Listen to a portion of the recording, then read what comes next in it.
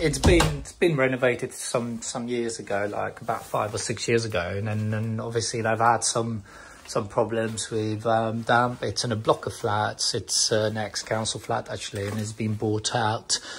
They've done major work here because it was unbelievable, like before, because you know what council does, put just random conduit everywhere and pipe work everywhere. They just don't care. So apparently the owner did a complete rip out, so he took it all the way back to the actual concrete basically because it's all concrete slab and some brickwork here and there anyway. So then they've done all new, completely soundproofing apparently up here.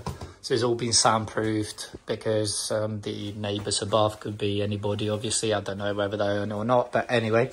So basically the lobbies poured some condensation in and created mould. So what we're going to do now, we're going to literally use anti-mould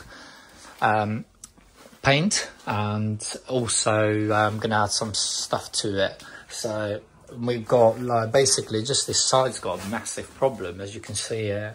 Because that wall there, it's always cold no matter what, and then no bed actually is leaning against it, so heat that human creates during the sleeping time, and the outside is cold and the inside is warm, and it creates condensation.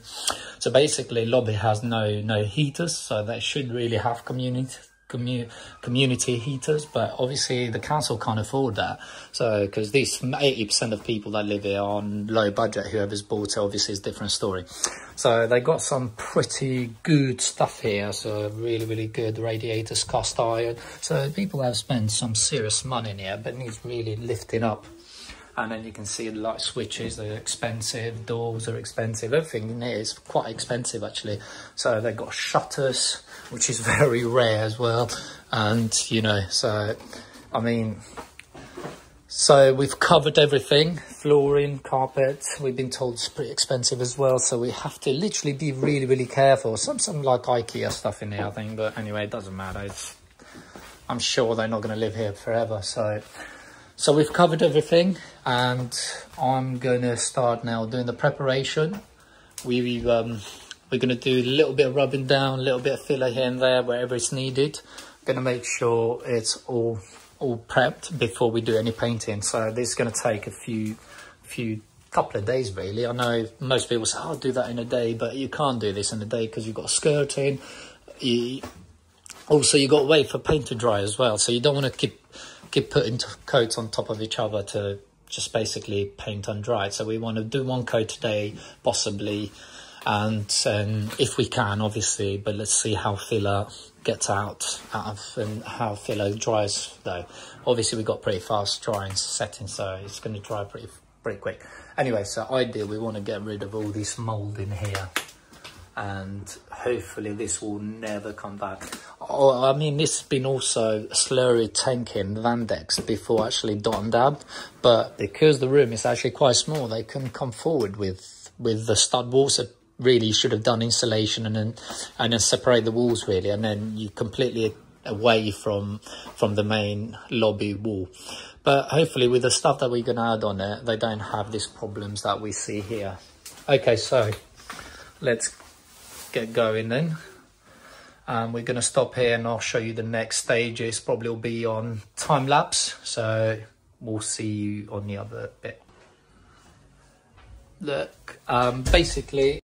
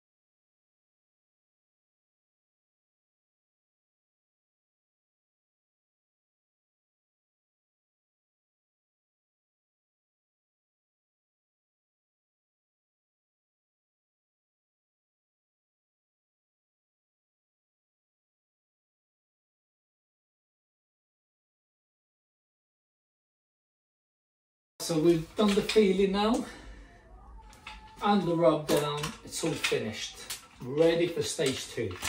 So what we did, basically, we filled everywhere where it was required, walls, bits of ceiling and everything. Then rub down, started with ceiling first, corners, right round, and with this one we've done the whole ceiling. So once the ceiling is finished, so what we did, got completely dust down with a brush, so make sure there's no dust on that ceiling, because most people, what they do, they just sand down and they start painting over it, but they forget that there's loads of filler on that ceiling still. So what we do, we just literally really nice brush throughout and then get ready for painting, really. So pretty straightforward. So I'll show you how it looks now. So over there needed quite a lot of feeling, and over there as well quite a lot. It was just bad, that wall. And the rest was sound, was really, really good. Like here, ceiling here was good, everything was good around this window. Obviously we're going to paint along here because I had some damp and mold creating along there, so we're going to paint as well, all of it. Took the shutters off, so no dust on those beautiful shutters. So preparation is done. I'm going to have a close look tomorrow a little bit as well, so see if needed anywhere else, small bits. Today we're going to paint the ceiling only, so we're going to start obviously with cutting out first, cut all the way through around the lights, around the corners, and that's it. So ideal, we're going to do 2 coats on this ceiling, and I think it should finish well because they got really, really good paint as well. So like I said, so we're going to start now painting the ceiling. So I'm going to put my camera on time lapse a little bit later and I'll show you how it's done. So let's get on with it.